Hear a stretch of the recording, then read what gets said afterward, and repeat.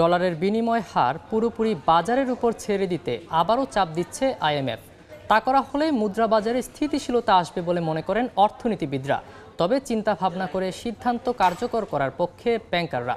বাংলাদেশ ব্যাংকও বলছে নজরদারিতে রেখেই বাজার ভিত্তিক করা হবে ডলারের দাম। বিস্তারিত সাইফুল ইসলামের রিপোর্টে।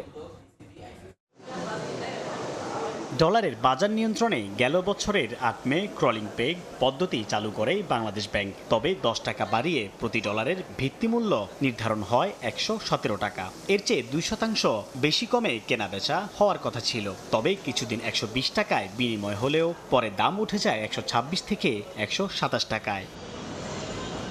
আন্তর্জাতিক মুদ্রা তহবিল আইএমএফ এ ধরনের ব্যবস্থাকে উঠিয়ে দিয়ে মুদ্রা বিনিময় হার পুরোপুরি বাজারের উপর ছেড়ে দেওয়ার কথা বলছেন। এতে সমর্থন দিচ্ছেন অর্থনীতিবিদরা।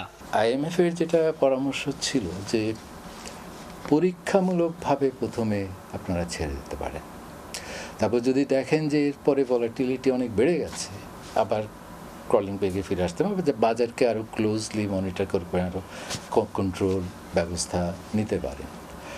কাজে অন্তত পরীক্ষামূলকভাবে ছাড়ার সময় তো এটাই। ডলারের বাজার পুরোপুরি স্থিতিশীল হয়নি উল্লেখ করে ব্যাংক কর্মকর্তারা বলছেন চিন্তা ভাবনা করেই বাজারের উপর ছেড়ে দেয়া উচিত হবে। ইন্টারব্যাংকটা যেদিন আমরা বুঝতে পারবো পুরোপুরি অ্যাক্টিভ হয়ে গেছে, যেদিন আমরা দেখতে পাবো যে মার্কেট ডিপেন্ডেন্সি রেমিটেন্স থেকে ইন্টারব্যাংকের উপর সবচেয়ে বেশি, এটা আমরা ২২ আগে দেখতে পেয়েছি, ওই রকমটা হতে পারলে হয়তো আমরা বুঝতে পারতাম যে this is the time.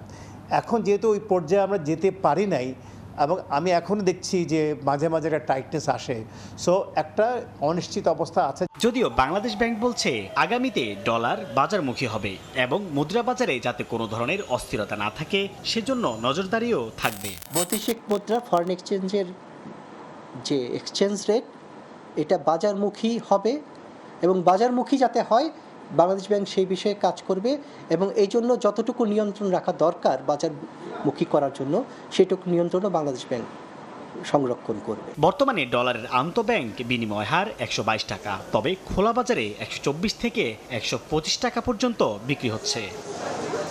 Saiful Islam, সময় সংবাদ, ঢাকা। 4 দশক ধরে আপনার ফাইন্যান্সিয়াল পার্টনার আইডিএলসি।